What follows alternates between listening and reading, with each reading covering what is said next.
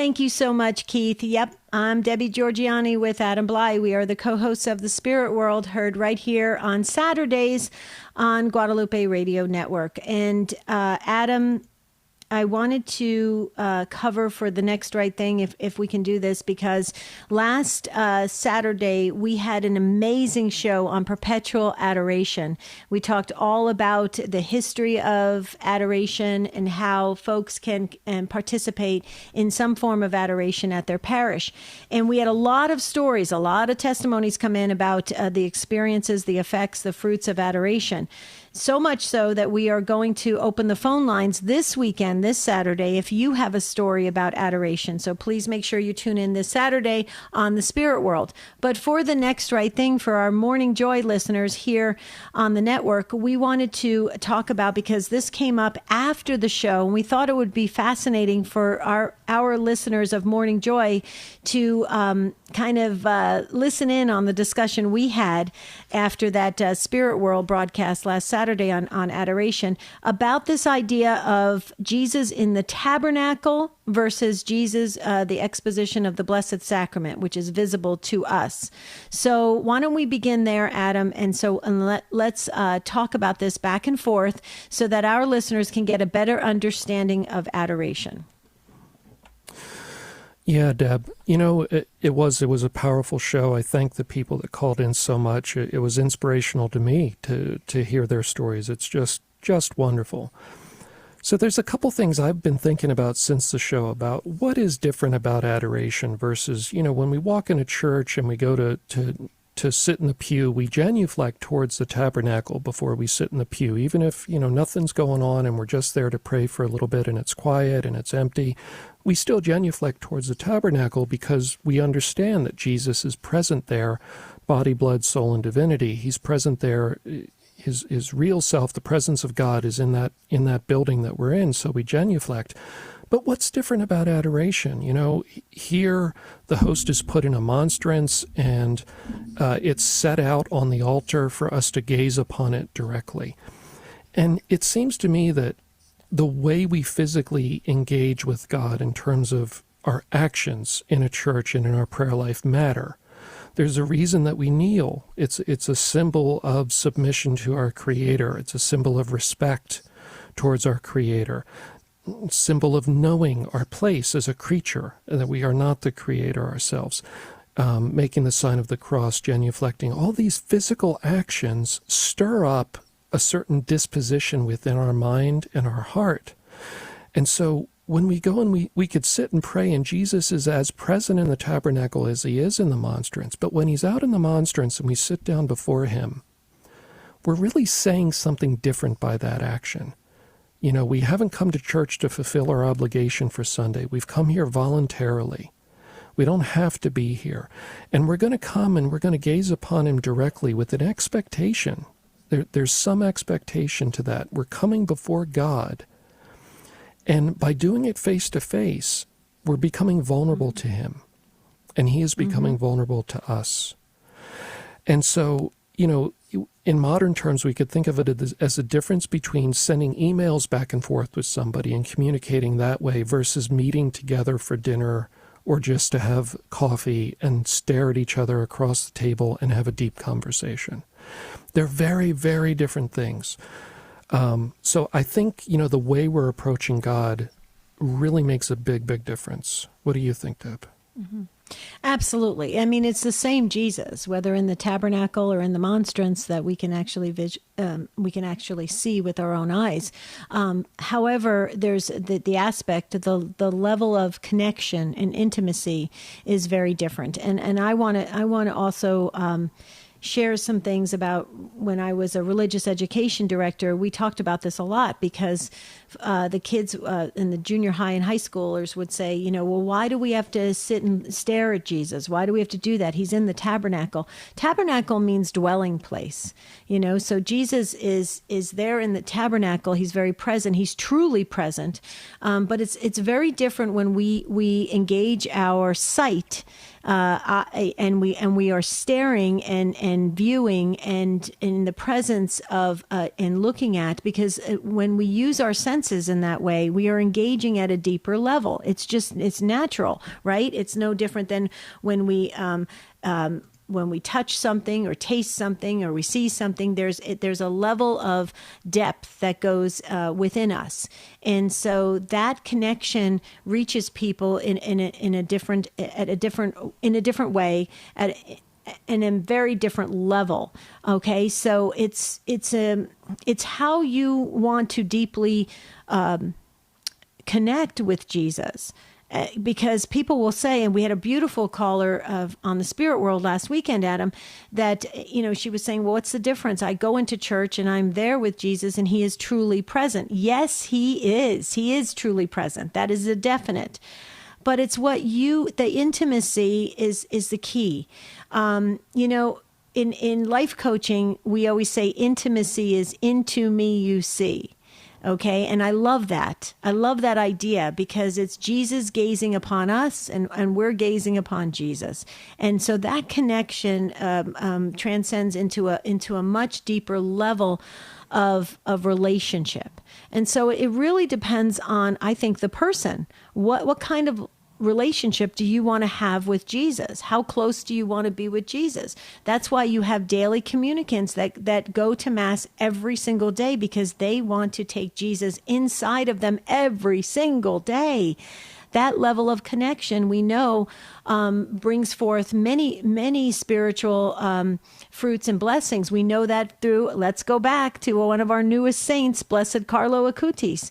Okay, he knew at age 7 and 8 that he needed to connect with Jesus every single day until he died when he was 15. And he said he never wasted a single minute. And look where he is in the beatific vision. So pretty amazing, Adam. I mean, there's a lot I can say about this, but from a religious education standpoint, I think people sometimes say, why do I have to do that? I know Jesus is with me. I'm baptized. I am marked for Jesus. Jesus is with me. Why do I have to spend that time?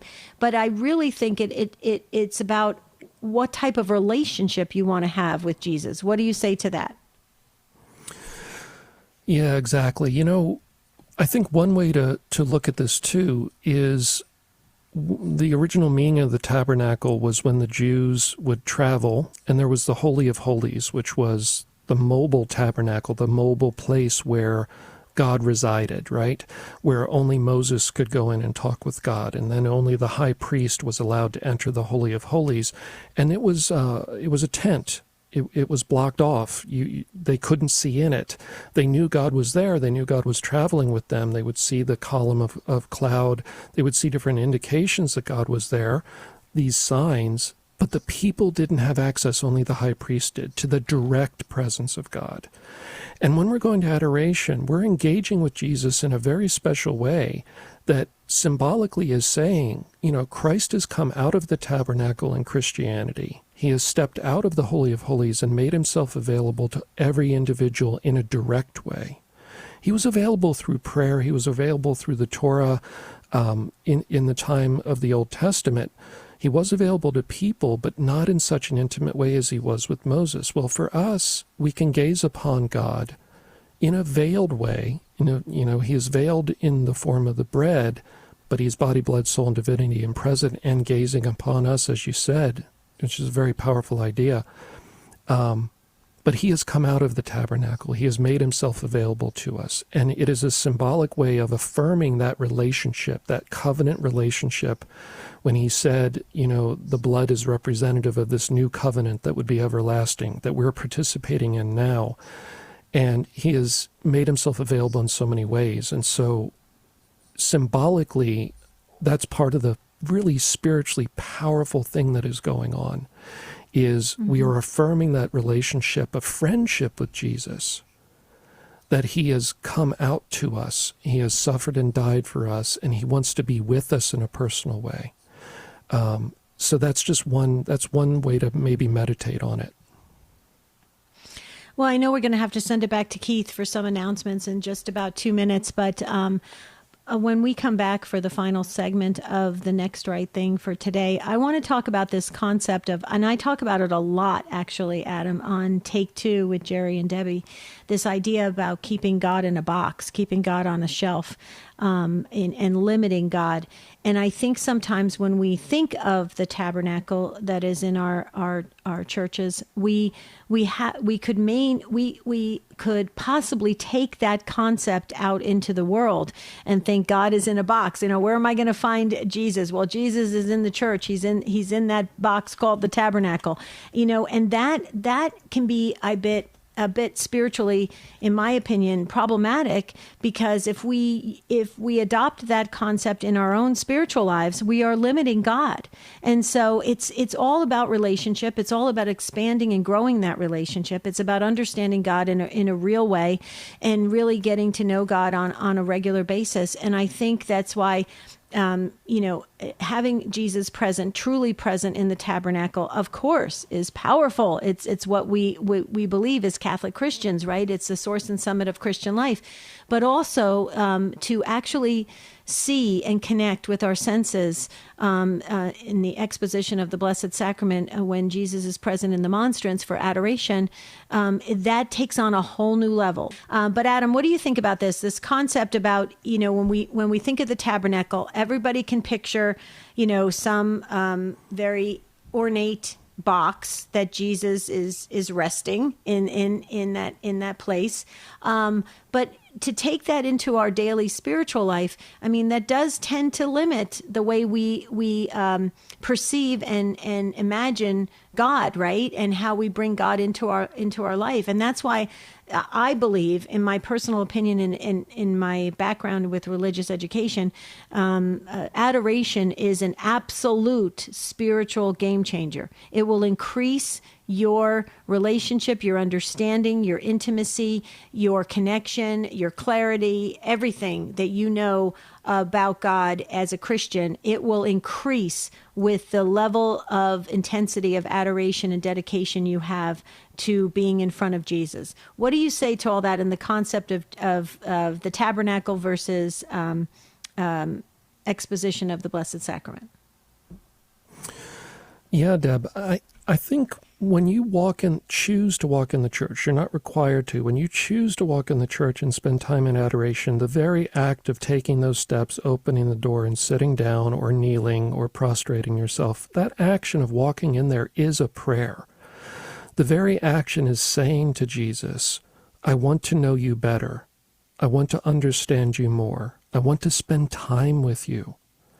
I want you to spend time with me. You're asking for a more personal, intimate, present relationship. When we pray, God is kind of at a distance. He's kind of in our imagination, we think. We're kind of speaking into our mind. We're hoping God hears us. We're hoping he answers our prayers. And of course, he always hears us.